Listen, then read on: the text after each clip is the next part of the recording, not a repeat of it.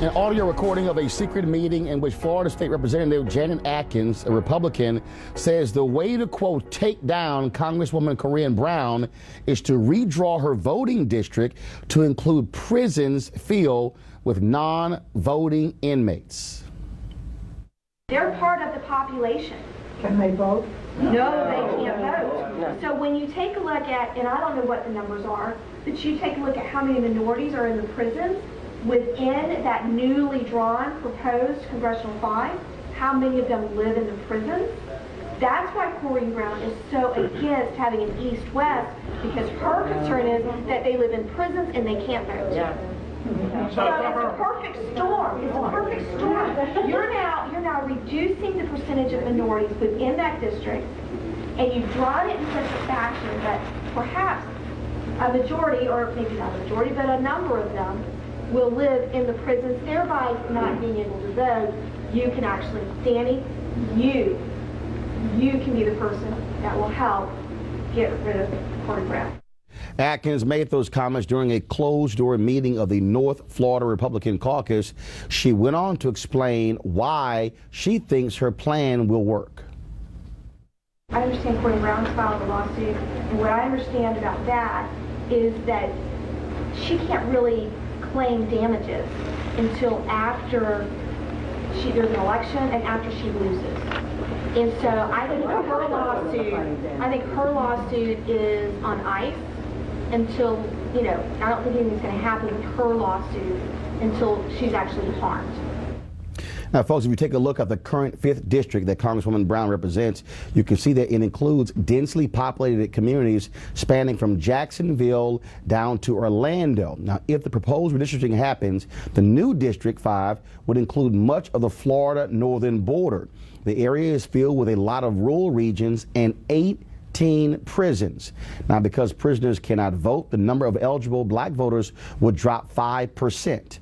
Joining us right now is Congresswoman Corinne Brown. Congresswoman, how you doing? Fine, fine. So fine. You got a bullseye on your back. Absolutely. I knew when they drew it that they drew it to get rid of me. Let me tell you something. I was the first African American to win in Florida in 129 years. And keeping in mind the area that I represent, the federal courts drew in 1992. And they put communities of interest together. Now, when this map came up, when I saw it, I knew the purpose of the map was to get rid of me. Because 18 prisons, more prisons than any other place in the state of Florida. In addition, if you're if you're a felon in Florida, you cannot vote. So that's the first thing. They pack the district with felons. And secondly, there are people that live in that area that's not in prison, but they haven't gotten their rights restored. So it's another 6,000. So clearly, let's keep in mind the purpose was to destroy the 5th Congressional District. I was talking to Martin Luther King III, and he says, how come they keep attacking this district? Florida has 27 districts. This one has been in court all of the time, all the way to the United States Supreme Court. Why is it? The people that need, African American, need the representation. When you look at Sanford, Florida, Sanford is where Trayvon Martin was killed. Mm-hmm. But Jackie Robinson couldn't live in Sanford. And in fact, 60 Minutes did a special. We say Jackie Robinson when he played with the Brooklyn Dodgers. That's right. That's where they had training camp. And so he could not live with the rest of the players in that city because he got so many death threats. Every night he had to go to Daytona. They gave him a special contract because they always want the team to live together.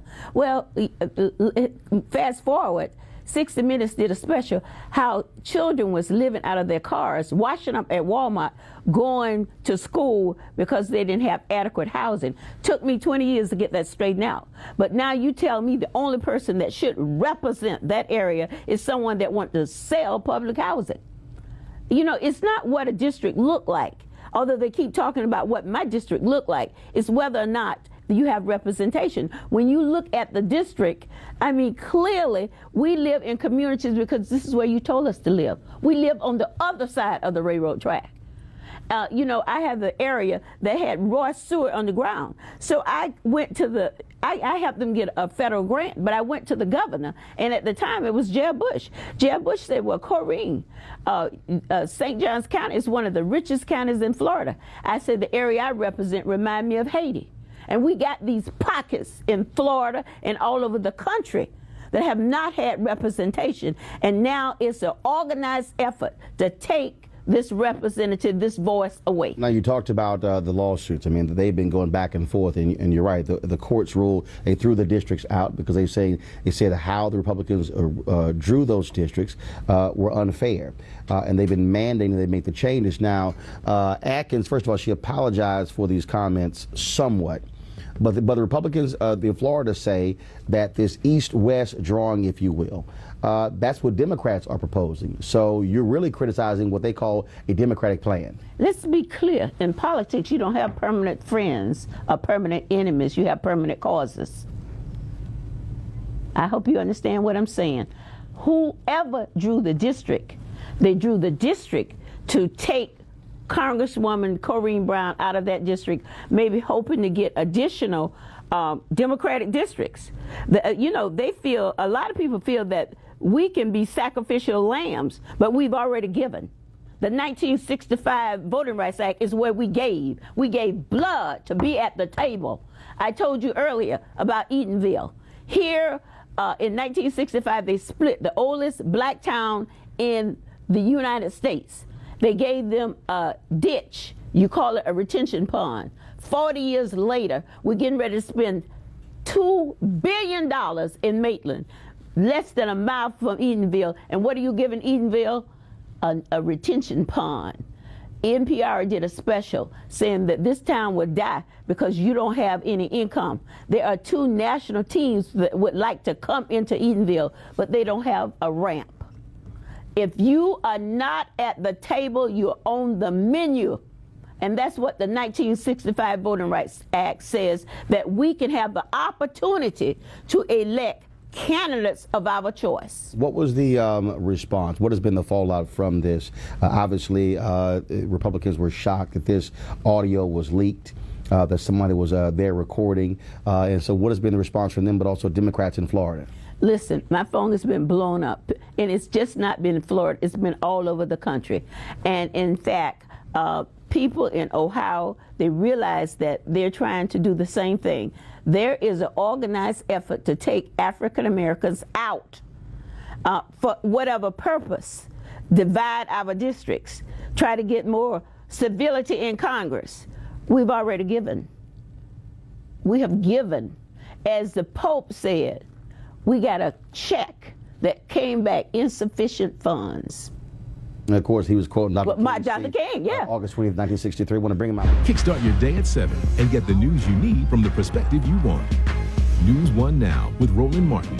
Every weekday morning at 7 on TV 1.